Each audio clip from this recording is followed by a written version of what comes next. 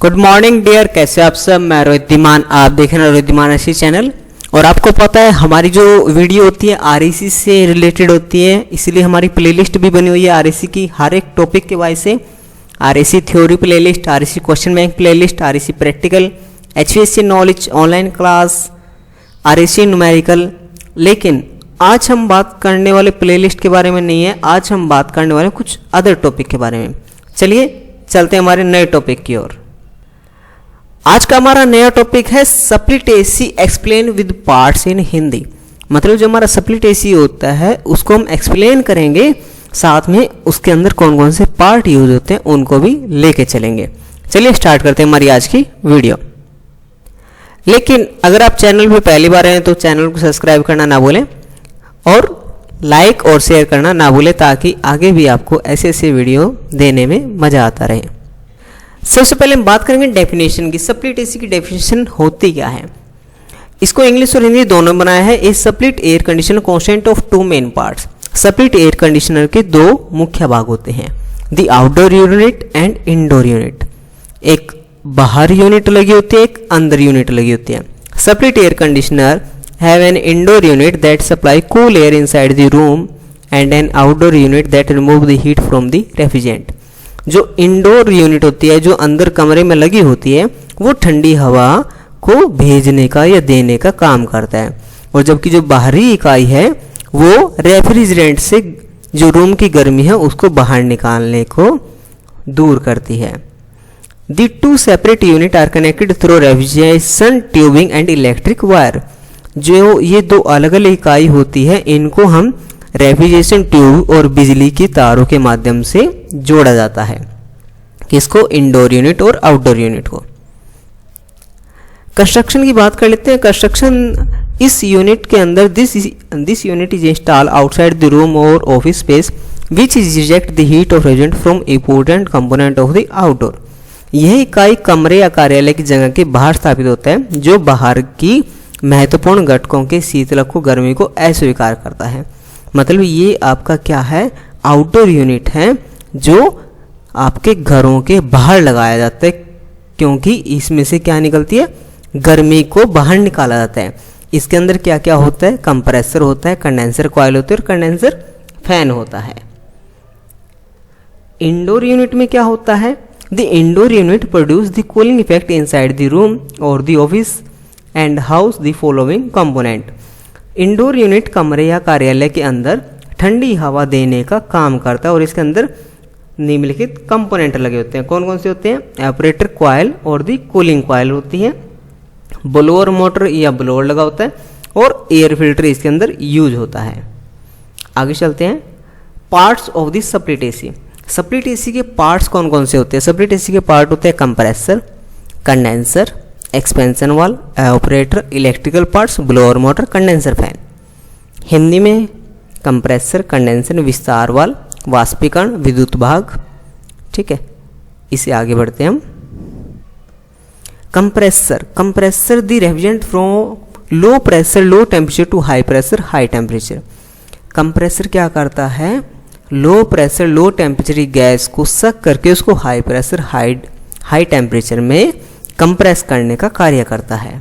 This conversion raise the boiling point to higher temperature level facilitating elimination of the heat brought by the outdoor air. मतलब क्या कह रहा है? यह जो उसका कंपनांक है, रूपांतरण कंपनांक को हाई टेम्परेचर के स्तर तक बढ़ा देता है, जिससे बाहरी हवा से जो लाई गई गर्मी को खत्म करने में सुविधा प्रदान करता है।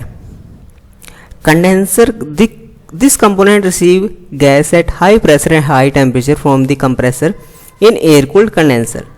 मतलब क्या कह रहा है? जो हमारे कंडेंसर है, कंडेंसर के अंदर कंप्रेसर से आने वाला high pressure high temperature gas को हवा पानी या हवा और पानी दोनों के माध्यम से ठंडा करने का काम किया जाता है। लेकिन हमारा स्प्लिट एसी है तो इस कारण से इसके अंदर जो कंडेंसर यूज होगा वो एयर कूल्ड कंडेंसर यूज होगा।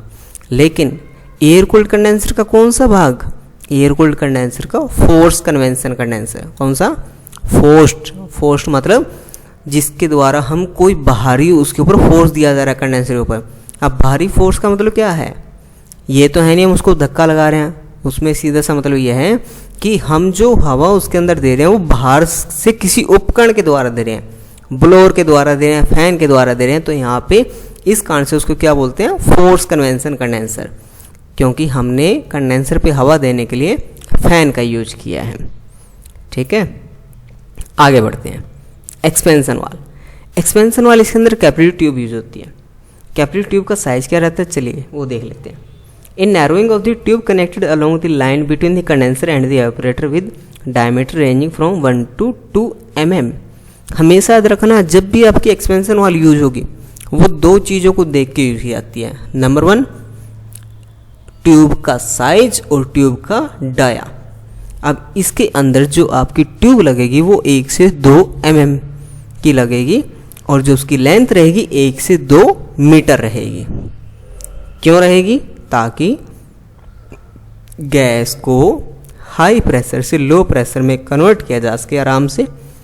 ठीक है, रेफ्रिजरेंट का फ्लो कंट्रोल हो उसके और गैस को एक्सपेंड कराने में मदद मिल सके। इसी कारण से ये चीज़ें मायने रखी जाती है। ठीक है, आगे है evaporator. When the refrigerant evaporator in the evaporator it absorb heat from the surrounding air and produce cold air. Evaporator को हम कूलिंग कॉयल, फ्रीजिंग कॉयल भी बोल सकते हैं, चिलर भी बोल देते हैं। तो स्प्लिट एसी का जो स्प्लिट एसी का जो एवापोरेटर होता है वो इनसाइड इंडोर यूनिट में लगा होता है।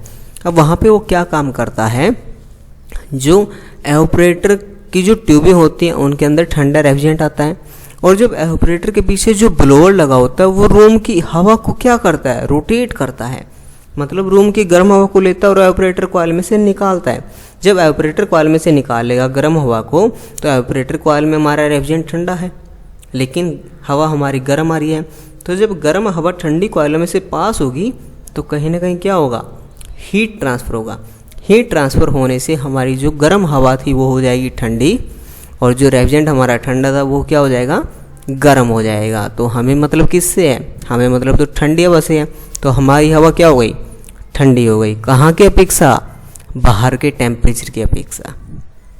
ठीक है, तो इस प्रकार कूलिंग होती है। इलेक्ट्रिकल पार्ट्स कौन कौन से होते हैं, चलिए। Electrical and electronic component needed by the various air conditioner function. Electrical और इलेक्ट्रॉनिक कंपोनेंट इसके अंदर यूज होते हैं कौन कौन से, पीसीबी और कैपेसिटर, ये दो इसके अंदर यूज होते हैं। और इसमें यूज होता है ब्लोअर मोटर। अब ब्लोअर मोटर क्या है, it exhaust air from the indoor environment and conveys it through the operator. The air is now cool and distribute back into the environment. यह इंडोर वातावरण से हवा को समाप्त कर देता है और इससे वाष्पीकरण के माध्यम से पहुंचाता है। हवा अब ठंडी और पर्यावरण में वापस वितरित हो रही है। चलिए इसकी हिंदी को मारो गोली। चलिए इसको और आसान भाषा में बताते हैं। मतलब क्या कहना चाह रहा है, जो ब्लोअर मोटर थी, अब ब्लोअर मोटर क्या काम कर रहे हैं, अब ब्लोअर मोटर ब्लोअर को चलाने का काम कर रहे हैं। ठीक है, अब जब ब्लोअर को चलाएगा तो वो क्या करेगा, हवा को फ्लो करवाएगा। अब हवा को जब फ्लो करवाएगा ये देखा जाता है किसके अंदर से फ्लो करवा रहा है। अभी मैंने बताया अगर ऑपरेटर के अंदर से फ्लो करवा रहा है तो आपका जो रेफ्रिजरेंट है उसको जो ठंडक है गर्म हवा को ठंडा करने में योगदान देगा। ठीक है, लेकिन अगर हम इसकी जगह ब्लोअर मोटर या ब्लोअर फैन कर दें जो आपके कंडेंसर में लगाएं तो वो ब्लोअर फैन क्या करेगा, बाहर से हवा लेगा और जो आपके कंडेंसर में गर्म रेफ्रिजरेंट है उसको कूल करने का काम करेगा। तो कंडीशन देखी जाती है हमारा ब्लोअर मोटर या ब्लोअर फैन कहाँ लगा है। ठीक है,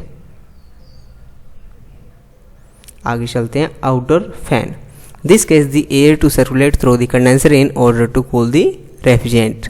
मतलब वही बात हो रही है, रेफ्रिजरेंट को ठंडा करने के लिए हमने कंडेंसर के ऊपर हवा को क्या किया है, फ्लो करवाया है, जिससे कि हमारे कंडेंसर के अंदर वेपर रेफ्रिजरेंट को जल्दी से जल्दी लिक्विड रेफ्रिजरेंट में चेंज करने का कार्य कंप्लीट हो जाए।